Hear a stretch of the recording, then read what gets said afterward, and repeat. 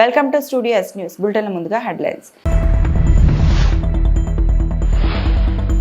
నూతన వసతి భవనం కమాండ్ కంట్రోల్ సెంటర్ ప్రారంభించిన ఉపరాష్ట్రపతి ఏపీ సీఎం చంద్రబాబు.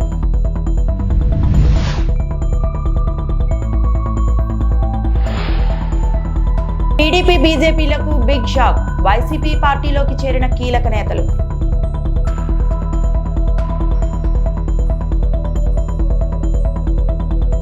అఖిలాండ కోటి బ్రహ్మాండ నాయకుడిని బ్రహ్మోత్సవాల్లో ప్రధాన ఘట్టం ధ్వజారోహణం వైభవంగా జరిగింది. ఇవాళ సాయంత్రం మీన లగ్నంలో ముక్కోటి దేవతలను ఆహ్వానిస్తూ నిర్వహించిన ధ్వజారోహణంతో బ్రహ్మోత్సవాలు ప్రారంభమయ్యాయి. ఈ ఉత్సవాలను పురస్కరించుకొని సీఎం చంద్రబాబు దంపతులు ప్రభుత్వం తరపున స్వామివారికి పట్టు వస్త్రాలు సమర్పించారు. ఆయన చూస్తూ పెరిగాను. అదే సమయంలో నాకు ఏ కష్టం వచ్చినా దేవుని మీద భారవేసి ముందుకు పోస్తూ వచ్చాను. 22 సంవత్సరాల కంటే ముందు ఈ బ్రహ్మోత్సవాలు ప్రారంభించిన రోజునే నాకు ప్రాణభిక్ష పెట్టాడు. అది ఊహించని పరిణామం. మామూలుగా అయితే బ్రతికే పరిస్థితి లేదు. అంటే ఒక పర్పస్ కోసం భగవంతుడు నన్ను బతికిచ్చాడని, ప్రాణభిక్ష పెట్టాడని నేను ఎప్పుడూ ఆ దేవుణ్ణి తలుచుకుంటూ ముందుకు పోతున్నాను. ఈరోజు ఇక్కడికి వచ్చినప్పుడు దగ్గర 14 సార్లు బ్రహ్మోత్సవాల్లో పట్టు వస్త్రాలు దేవుడికి ఇచ్చే అవకాశం కల్పించారు. ఇంకొక పక్కన చూస్తే ఈరోజు ఈ వెంకటేశ్వర స్వామి వల్ల ప్రపంచం మొత్తం శాంతి, సౌభాగ్యం, సమస్యలను కూడా పరిష్కారం చేస్తూ ముందుకు తీసుకుపోతున్నారు. అలాంటి వెంకటేశ్వర స్వామి దగ్గర ఎన్నోసార్లు మనం అందరం కూడా ఎన్నో మంచి కార్యక్రమాలు చేశాం. ఒకప్పుడు మీరు ఒకసారి చూస్తే ఇక్కడ బోర్డు మెంబర్స్ అందరూ ఉన్నారు, చైర్మన్ గారు, ఈవో గారు ఉన్నారు. ఇక్కడ ఉండే సభ్యులంతా కూడా ఒక పవిత్రమైన భావంతో పనిచేస్తున్నారు. తిరుమల తిరుపతి దేవస్థానం వెంకటేశ్వర స్వామి పవిత్రత కాపాడుతూనే వెంకటేశ్వర స్వామి ప్రాబల్యాన్ని ప్రపంచం మొత్తం మనం తీసుకెళ్లాల్సిన బాధ్యత మన మీద ఉంది. ఆ రోజు నందమూరి తారక రామారావు గారు ఫస్ట్ టైం ముఖ్యమంత్రి అయినప్పుడు ఇక్కడ అన్నదానం ప్రారంభించారు. ఈరోజు దగ్గర అన్నదానంలో మనం చూస్తే 2,283 కోట్ల రూపాయలు కార్పస్ ఉంది. ప్రతి సంవత్సరం ప్రతి నెల 12 కోట్లు ఖర్చు అవుతుంది.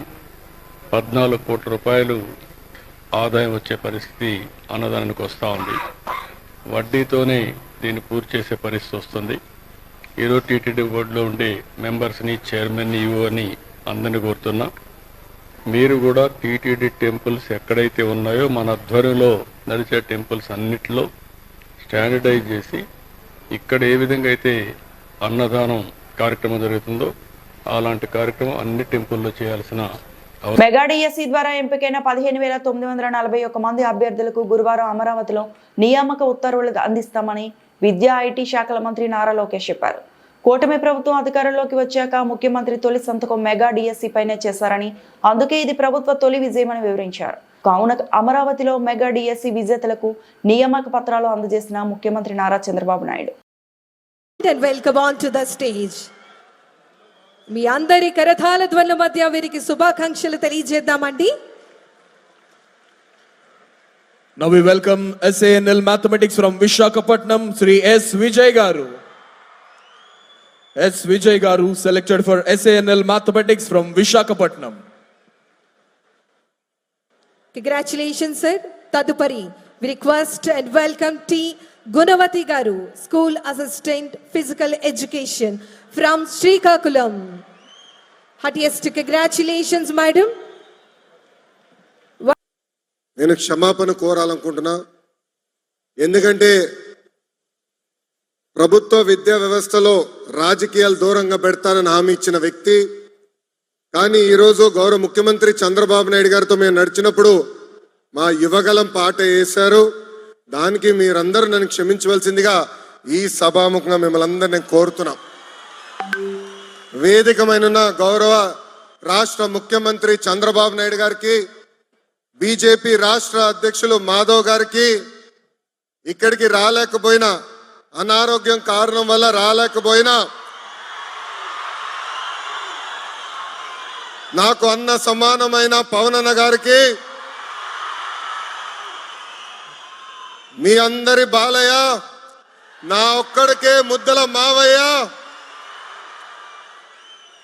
గౌరవ బాలయ్య బాబు గారికి, ఈ సమావేశానికి విచ్చేసిన మంత్రులకు, ఎమ్మెల్యేలకు, అదే విధంగా మెగా డిఏసిలో షైనింగ్ స్టార్స్ అందరికీ పేరు పేరున నా హృదయపూర్వక నమస్కారాలు.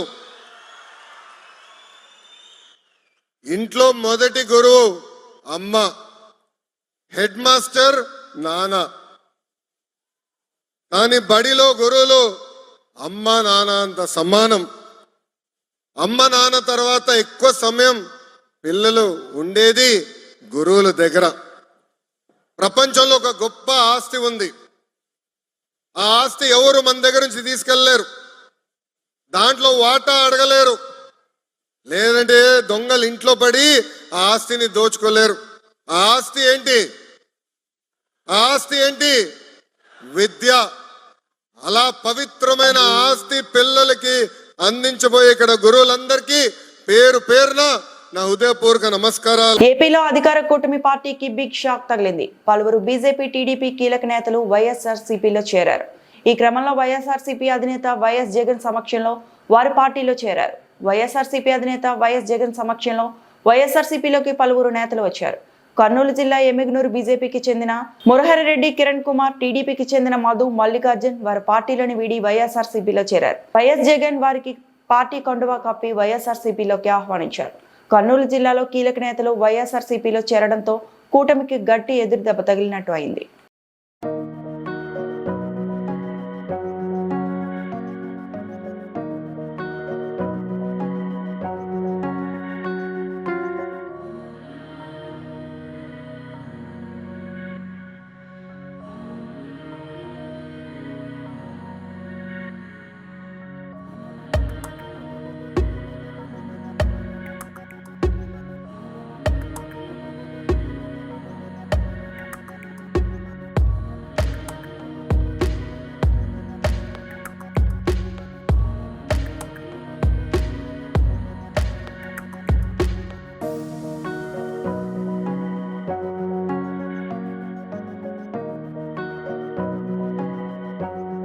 ఏపీ డిప్యూటీ సీఎం సినీ నటుడు పవన్ కళ్యాణ్ హీరోగా నటించిన ఓజీ సినిమా విడుదల నేపథ్యంలో ఆ చిత్రంలో ఆయన వినియోగించిన కారు విజయవాడ నగరంలో సందడి చేసింది. పటమటలో ఎల్ఈపీఎల్ మాల్లో ప్రదర్శనగా ఉంచారు. కారును చూసేందుకు అభిమానులు పెద్ద సంఖ్యలో మాల్ కు చేరుకున్నారు. ఈ సందర్భంగా పవన్ కళ్యాణ్ సినిమాలోని పాటలతో నిర్వహించిన ఫ్లాష్ మాబ్ లో యువకులు డాన్స్ చేశారు. 1985 మోడల్ కి చెందిన కాంటెసా కారును ఓజీలో పవన్ వినియోగించారని ఎల్ఈపీఎల్ సీఈఓ కృష్ణ కుమార్ తెలిపారు. అభిమానుల్లో ఉత్సాహం నింపేందుకు చిత్ర యూనిట్ తో సంప్రదించి కారును ఇక్కడికి తీసుకొచ్చామన్నారు. గురువారం సాయంత్రం వరకు ఇది మాల్లో ఉంటుందని తెలిపారు. సో దీన్ని రిక్వెస్ట్ చేసి ప్రొడ్యూసర్ గారితో we bought it here. We would like to wish INOX very best and of course the OG makers also the very best. ఇది మా తరపు నుంచి కాదు కదా, అందరి తరపు నుంచి, ఫ్యాన్స్, పీకే గారి ఫ్యాన్స్ తరపు నుంచి all the best to the movie. Car గురించి అది ఇప్పుడు చెప్పాను కదా, ఇప్పుడు 1988 మేక్, ఇది కాంటెసా మేక్. ఇది టోటలీ మూవీలో యూస్, అందుకనే మీరు చూస్తే బిఎంవై అనేది పెట్టాం, బాంబే బ్యాక్గ్రౌండ్ మూవీ ఇది. సో ఎస్సీ ఉపవర్గీకరణ బిల్లు 2025కు శాసన మండలి ఆమోదం తెలిపింది. ఉపవర్గీకరణతో కేటగిరీలుగా విభజించడం వల్ల మాలా మాదిగలు శత్రువులుగా మారని వైసీపీ ఎమ్మెల్సీ రవీంద్రబాబు అన్నారు. వైసీపీ పార్టీ తరపున బిల్లుకు సపోర్టు చేస్తున్నామని ఆయన తన వ్యక్తిగతంగా ఇది దుర్దినంగా భావిస్తున్నట్లు వెల్లడించారు. కేవలం రిజర్వేషన్ వాటా పంచడం వల్ల కులాల్లో సామాజికంగా, ఆర్థికంగా వెసులుబాటు వస్తుందనేది సరికాదని మండలి చైర్మన్ మోహన్ రాజ్ తెలిపారు. సామాజికంగా, ఆర్థికంగా ముందుకు వెళ్లాలంటే మాలా మాదిగలకు సౌకర్యాలు, చదువు అందుబాటులోకి రావాలన్నారు. సుప్రీంకోర్టు జడ్జిమెంట్ ప్రకారమే ఉపవర్గీకరణ బిల్లు రూపొందించామని మంత్రి డోలా బాల వీరాంజనేయులు చెప్పారు. ఎస్సీలో అసమానతలు తొలగించడం, వారి అభ్యున్నతికే లక్ష్యంగా ఉపవర్గీకరణ చేస్తామని వివరించారు. మాలలతో మాల అయ్యేవార్లను కలిపే అంశం వన్ మ్యాన్ కమిటీ నివేదికలో ఉందన్నారు. ఉచ్ఛేదం ప్రకారం సామాజిక అసమానతలు నివారిస్తూ వారి యొక్క సమగ్ర అభివృద్ధిని పెంపొందిస్తూ అనుసూచిత కులాల ప్రయోజనం రక్షించడానికి రాష్ట్రం నిబద్ధత కలిగి ఉన్నది. దీనికి అదనంగా ఆదేశ సూత్రాల్లోని 38 రెండవ అనుచ్ఛేదంలో పొందుపరిచిన విధంగా హోదా, సదుపాయాలు మరియు అవకాశాలలో వ్యక్తుల మధ్యనే కాకుండా వివిధ ప్రాంతాల్లో నివసిస్తున్న మరియు విభిన్న వృత్తుల్లో నిమగ్నమైన సమూహాలలో కూడా అసమానతను తొలగించే విధంగా రాష్ట్రం ప్రయత్నిస్తుంది. ఈ సందర్భంలో అనుసూచిత కులాల ఉపవర్గీకరణ గురించి 2011లోని WPC writ petition bill appeal number 2317ను 1/8/24 తేదీ గల 2022లోని రిట్ పిటిషన్ నంబర్ 566తో ఇతర పిటిషన్లను కలిపి 7 న్యాయమూర్తులతో కూడిన గౌరవ సర్వోన్నత న్యాయస్థానం ఇచ్చిన తీర్పును వెలువరించింది. ధర్మాసనంలోని 7 న్యాయమూర్తులకు గాను 6 అనుసూచిత కులాల ఉపవర్గీకరణ చెల్లుబాటు రాజ్యాంగపరంగా అనుమతించబడని అభిప్రాయపడ్డారు. 15/11/24 తేదీన social welfare department GO number 86 ద్వారా అనుసూచిత కులాల్లో గల వివిధ ఉపవర్గాల మధ్య అనుసూచిత కులాల ఉపవర్గీకరణపై నిర్దిష్టమైన సిఫార్సులు సూచించడానికి COA చట్టం కింద శ్రీ రాజీవ్ రంజన్ మిశ్రాతో ఏకసభ్య కమిషన్ను ఏర్పాటు చేసింది. రిజర్వేషన్ ప్రయోజనాలను సముచితంగా మరియు సమానంగా పంపిణీ చేసేందుకు అనుసూచిత కులాల మధ్య ఉపవర్గీకరణ అమలు చేయడానికి OMC యొక్క సిఫారసును ప్రభుత్వం ఆమోదించింది. 59 కులాల వర్గముల ప్రకారం ప్రతిపాదించిన రిజర్వేషన్ గ్రూప్ 1 అత్యంత వెనుకబడినటువంటి 12 కులాలకు 1%, గ్రూప్ 2 వెనుకబడిన 18 కులాలకు 6.5%, గ్రూప్ 3 కింద 29 కులాలకు 7.5%, మొత్తం 15%కు వర్గీకరణ చేయడం జరిగింది. శాసన మండలి ప్రోరోగ్ చేయబడి అప్పుడు సమావేశాలు లేనందున మరియు పై నిబంధనలు తక్షణమే అమలు చేయాలని నిర్ణయించి 2025 ఏప్రిల్ 16న గవర్నర్ ఆంధ్రప్రదేశ్ అనుసూచిత కులాల ఉపవర్గీకరణ అధ్యాదేశం 2025 జారీ చేశారు. మరియు అంగన్వాడీ సమస్యల పరిష్కారం కోసం చెలో సెక్రటేరియట్ కార్యక్రమం ఉన్నందున రాత్రి నుండే అంగన్వాడీ ఉద్యోగులను CITU నాయకులను అక్రమంగా అరెస్టు చేసి పోలీస్ స్టేషన్లో నిర్బంధించడం జరిగిందని, రాష్ట్ర ప్రభుత్వం అంగన్వాడీల సమస్యలను పరిష్కరించే బదులు పోలీస్ నిర్బంధాల ద్వారా ఉద్యమాన్ని అణచాలనుకోవడం అవివేకం అవుతుందని CPM జిల్లా కార్యదర్శి A. రమేష్ బాబు అన్నారు. నిన్న రాత్రి నుండి CITU జిల్లా ప్రధాన కార్యదర్శి నూర్జహాన్ తనను పోలీసులు గృహ నిర్బంధం చేయడం జరిగిందని, అదే విధంగా జిల్లాలో వివిధ పోలీస్ స్టేషన్లో అనేక మంది అంగన్వాడీ టీచర్లను ఉదయం 4 గంటల నుండి పోలీస్ స్టేషన్లకు తరలించి నిర్బంధించారని, బస్టాండ్ను రైల్వే స్టేషన్కు చేరుకున్న అంగన్వాడీ కార్యకర్తలను ప్రయాణికులందరి ముందు మహిళలను కూడా చూడకుండా అరెస్టు చేసి పోలీస్ స్టేషన్లకు తరలించారని, ఇది ఏ విధమైన ప్రజాస్వామ్యం ప్రభుత్వం ఆలోచించాలని, ఒకవైపు ప్రజాస్వామ్య పాలన అని చెప్పుకుంటూ మరొక వైపు తమ సమస్యలను ప్రభుత్వంకు చెప్పుకునే అవకాశం కూడా లేకుండా నిర్బంధించడం సరైంది కాదని ఆయన అన్నారు. ఈరోజు అంగన్వాడీ ఉద్యోగుల సమస్యల పరిష్కారం కోసం చెలో సెక్రటేరియట్ కార్యక్రమం ఉన్నందున శాంతియుతంగా తమ సమస్యల్ని సెక్రటేరియట్లో అధికారులకి మంత్రివర్గానికి తెలియజేద్దామని అంగన్వాడీ ఉద్యోగులు ఈరోజు హైదరాబాద్ వెళ్ళడానికి సిద్ధపడుతున్నటువంటి పరిస్థితుల్లో అంగన్వాడీ ఉద్యోగుల్ని ఎక్కడికక్కడ రాత్రి నుండే అరెస్టు చేసి పోలీస్ స్టేషన్లో నిర్బంధించడం జరిగింది. ప్రధానంగా ఈరోజు అమ్మ పెట్టదు అడుగు తిననివ్వదు అన్నట్టుగా రాష్ట్ర ప్రభుత్వం ఇచ్చినటువంటి హామీలని అమలు జరపకపోగా తమ సమస్యల్ని గోడు వెలుగుచుకుందామని వెళ్ళేటువంటి వాళ్ళని నోరు మూయించే పద్ధతుల్లో ఉంచటం అంటే ఇది ఎక్కడి ప్రజాపాలన, ఎక్కడి ప్రజాస్వామ్యం? ప్రభుత్వం ఇప్పటికైనా ఆలోచించాలా. అంగన్వాడీ ఉద్యోగులకు గతంలో ఇచ్చినటువంటి హామీలు ఏదైతే కనీస వేతనం 18,000 ఇస్తామన్నారు, ఉద్యోగ భద్రత కల్పిస్తామన్నారు, రిటైర్మెంట్ బెనిఫిట్స్ ఇస్తామన్నారు, ఇవేవి అమలు జరపకపోగా ఈరోజు ఉన్నటువంటి ఉద్యోగాలకు ఎసరు పెట్టే పద్ధతుల్లో నూతన జాతీయ విద్యా విధానంలో భాగంగా ఈరోజు ఈ అంగన్వాడీ ఉద్యోగులకి ప్రమాదం తెచ్చే పద్ధతుల్లో చర్యలు తీసుకుంటా ఉన్నారు. అదేవిధంగా ఫోటో క్యాప్చర్ మూలంగా ఈరోజు విపరీతమైనటువంటి పరిభారం జరిగింది.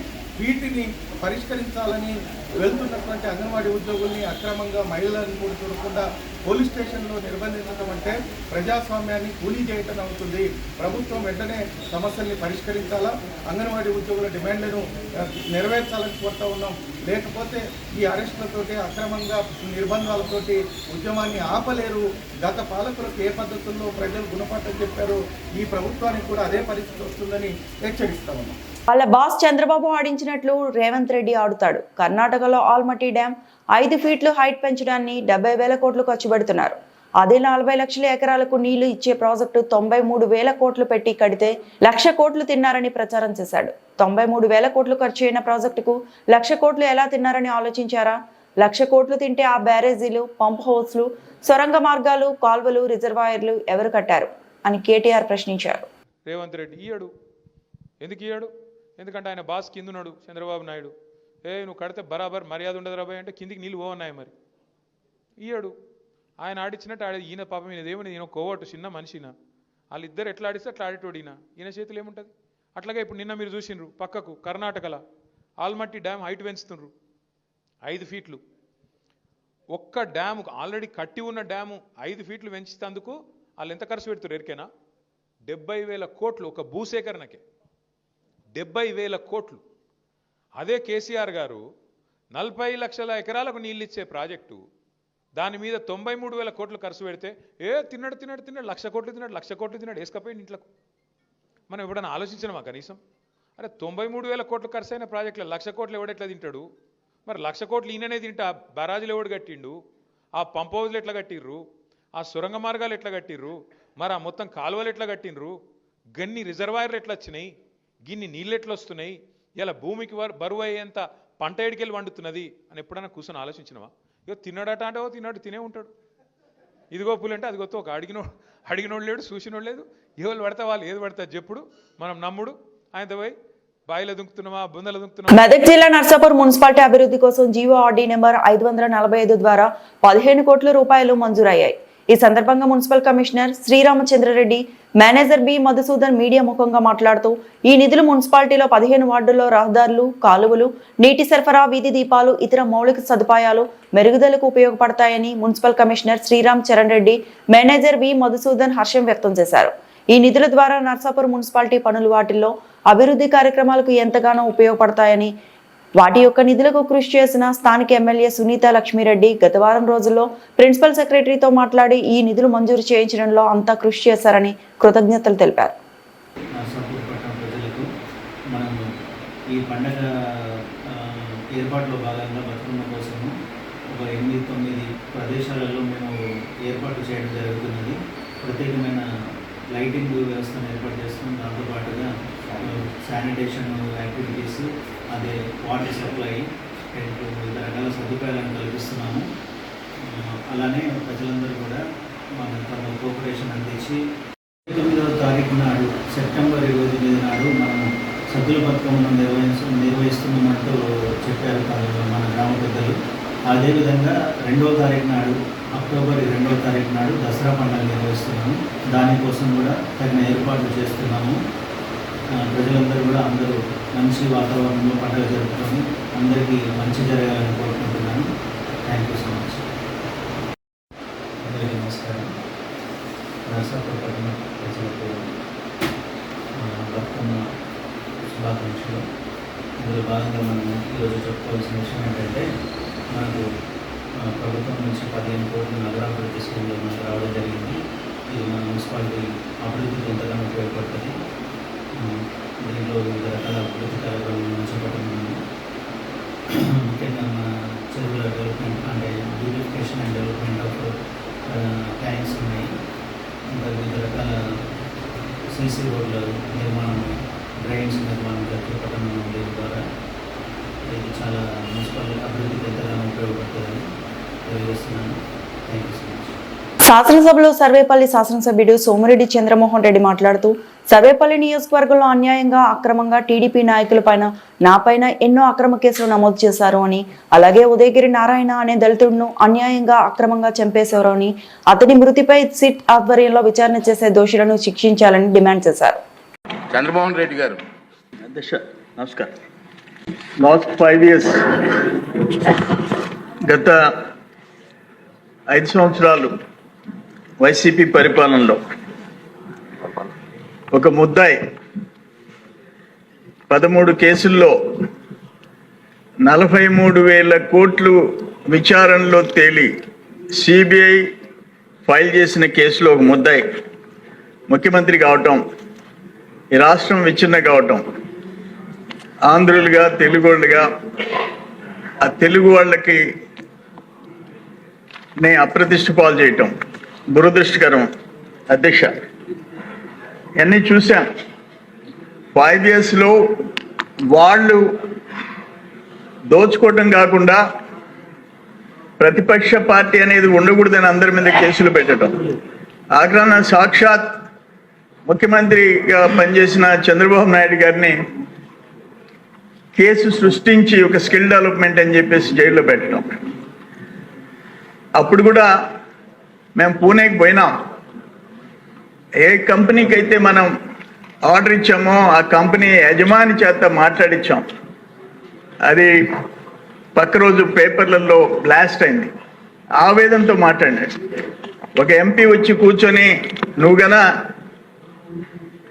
అప్రూవర్గా మారకపోతే మళ్ళీ నిన్ను జైలుకి పంపిస్తామంటే పంపించుకోనంటే రెండోసారి కూడా ఆయన జైలుకి పోయే పరిస్థితి వచ్చింది.